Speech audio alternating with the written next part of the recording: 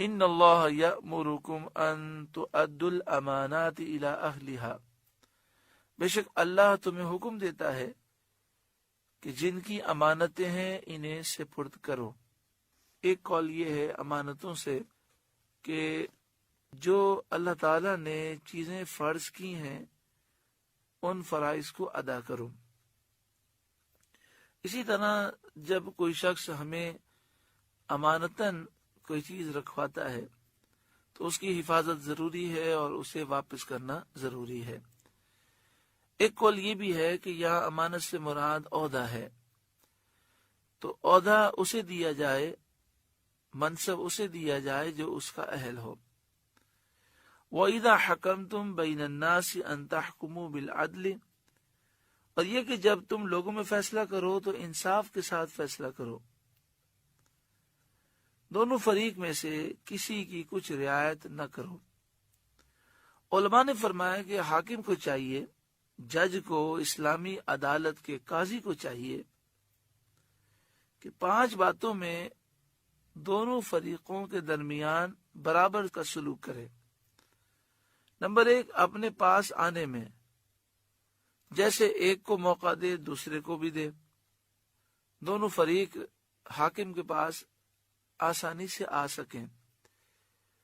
Number 2، نشست دونوں کو ایک سی دے، کسی کو اعلیٰ کسی کو ادنا نہیں، بلکہ دونوں فریق انصاف کے لیے آئے ہیں، دونوں کو ایک طرح کی نشست دے، ایک طرح ہی بیٹھنے کی جگہ ہو دونوں فریقوں کی۔ نمبر 3، دونوں کی طرف برابر متوجہ رہے، یہ نہیں کہ ایک کی طرف توجہ کرے دوسری کی طرف وہ عدم توجہ کرے۔ نمبر 4، کلام سننے میں ہر ایک کے ساتھ ایک ہی طریقہ رکھے، ان دونوں سے بات سنے، پورے اطمینان سے سنے، اور دونوں سے سننے کا طریقہ اس کا ایک ہی ہونا چاہیے۔ نمبر 5، فیصلہ دینے میں حق کی رعایت کرے، جس کا دوسرے پر حق ہو پورا دلائے۔ حدیث شریف میں ہے کہ انصاف کرنے والوں کو قرب الہی میں نوری ممبر عطا ہوں گے۔ یہاں پر یہ جو علماء نے 5 باتیں لکھی ہیں، یہ گو کہ حاکم کے لیے ہیں کہ وہ فریقین کے درمیان اس طرح خیال کرے، قاضی کے لیے ہیں، جج کے لیے ہیں، لیکن ہمیں چاہیے کہ ہم اپنے گھریلو معاملات میں بھی، کاروباری معاملات میں بھی، اور رشتہ داروں میں یا دوستوں میں اگر جھگڑا ہو جائے اور ہمیں کوئی سازش بنائے تو ان میں فیصلہ کرنے میں بھی ہم ان 5 امور کا خیال کریں۔ پھر دیکھیں یہ 5 امور کیا ہیں۔ نمبر 1، جس طرح ایک کو اپنے پاس آنے کا موقع دیتے ہیں دوسرے کو بھی دیں، دونوں کو بیٹھنے کی جگہ یکساں دی جائے، یہ نہیں کہ ایک کو قریب بٹھایا جائے اور دوسرے کو قریب نہ آنے دیا جائے، دونوں کی طرف برابر متوجہ ہو، اور دونوں کے کلام کو سننے کا ایک ہی طریقہ ہو، دونوں کی بات توجہ سے سنیں، اور فیصلہ دینے میں یہ دیکھے کہ حق کس کے ساتھ ہے، تو جو حق پر ہو اس کے حق میں فیصلہ دے، چاہے وہ اس کا قریبی رشتہ دار نہ ہو، اور جو قریبی رشتہ دار ہے اگر وہ حق پر نہیں ہے تو اس کے خلاف فیصلہ دے۔ انصاف کے ساتھ فیصلہ کرنا انتہائی ضروری ہے۔ وَإِذَا حَكَمْتُمْ بَيْنَ النَّاسِ أَن تَحْكُمُوا بِالْعَدْلِ، اور یہ کہ جب تم لوگوں میں فیصلہ کرو تو انصاف کے ساتھ فیصلہ کرو۔ ان اللہ نعم ما یعظکم بہ، بے شک اللہ تمہیں کیا ہی خوب نصیحت فرماتا ہے۔ ان اللہ کان سمیعا بصیرا، بے شک اللہ سننے والا دیکھنے والا ہے۔ یا ایھا الذین آمنوا اطیعوا اللہ و اطیعوا الرسول، اے ایمان والوں اللہ کا حکم مانو اور اس کے رسول کا حکم مانو، کہ رسول اللہ صلی اللہ علیہ وآلہ وسلم کا حکم ماننا اللہ ہی کا حکم ماننا ہے۔ بخاری و مسلم کی حدیث ہے، سید عالم صلی اللہ علیہ وسلم نے فرمایا، جس نے میری اطاعت کی اس نے اللہ کی اطاعت کی، اور جس نے میری نافرمانی کی اس نے اللہ کی نافرمانی کی۔ اسی حدیث میں حضور صلی اللہ علیہ وآلہ وسلم فرماتے ہیں جس نے امیر کی اطاعت کی اس نے میری اطاعت کی، اور جس نے امیر کی نافرمانی کی اس نے میری نافرمانی کی۔ وَأُولِي الْأَمْرِ مِنْكُمْ، اور ان کا حکم مانو جو تم میں حکومت والے ہیں۔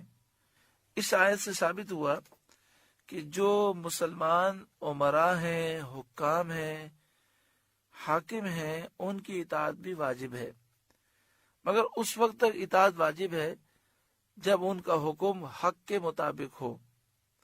اگر یہ حق کے خلاف، شریعت کے خلاف حکم دیں تو ان کا کہنا نہیں مانا جائے گا۔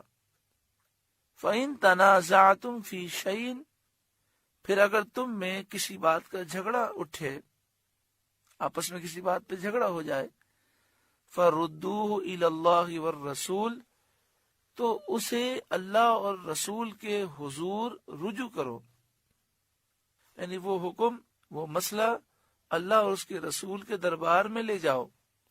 جو اللہ اور اس کے رسول کا حکم ہے، جو شریعت ہے، اس کے مطابق فیصلہ کرو۔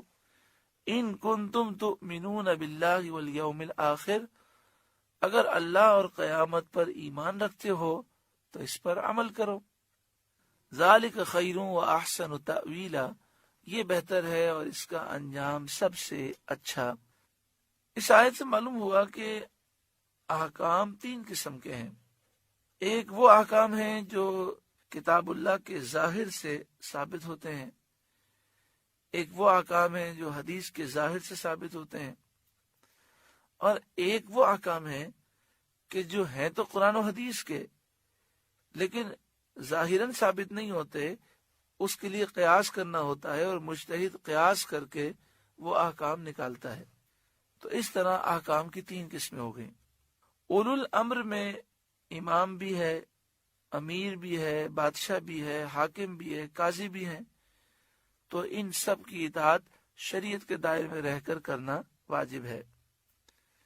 خلافت کاملہ تو زمانہ رسالت کے بعد 30 سال رکھی۔ نبی اکرم صلی اللہ علیہ وآلہ وسلم کے وصال ظاہری کے بعد صدیق اکبر کا دور مبارک تقریباً 2.5 سال، حضرت عمر رضی اللہ تعالیٰ عنہ کا دور مبارک تقریباً 10 سال، حضرت عثمان غنی کا دور مبارک تقریباً 12 سال، حضرت علی رضی اللہ تعالیٰ عنہ کا دور مبارک تقریباً 4.5 سال، حضرت امام حسن رضی اللہ تعالیٰ عنہ کا دور مبارک تقریباً 6 ماہ۔ تو یہ ٹوٹل کریں تو یہ 30 سال بنتے ہیں۔ اس میں خلافت کاملہ رہی، اور پھر بنو امیہ میں، بنو عباس میں جو خلافت تھی وہ خلافت ناقصہ تھی۔ تو خلافت ناقصہ خلفائے عباسیہ میں بھی تھی، لیکن اب تو خلافت یعنی امامت نہیں پائی جاتی، چونکہ امام کے لیے، خلیفہ کے لیے قریش میں سے ہونا شرط ہے، اور یہ بات اکثر مقامات میں موجود نہیں ہے۔ لیکن سلطنت، امارت باقی ہے، سلطان، امیر، بادشاہ ہیں، اور یہ بھی اولو الامر میں داخل ہیں، اس لیے ہم پر ان کی اطاعت بھی لازم ہے۔ لیکن پہلے عرض کر دیا گیا کہ حکمراں کی اطاعت شریعت کے دائرے کے اندر ہے۔ اگر کوئی حاکم شریعت کے خلاف حکم دے تو اس کی بات نہیں مانی جائے گی۔ کوئی حاکم ملک کو نقصان پہنچائے، مسلمانوں کو نقصان پہنچائے، ملک میں اسلامی قوانین کو ختم کرنا چاہے تو پھر اس کی اطاعت نہیں کی جائے گی۔ ذالک خیر و احسن تأویلا، یہ بہتر ہے اور اس کا انجام سب سے اچھا۔ سورۃ النساء کا 8واں رکوع مکمل ہوا۔ اللہ رب العالمین اس رکوع کی برکتوں سے مالا مال فرمائے، اس کے نور سے ہمیں روشن اور منور فرمائے۔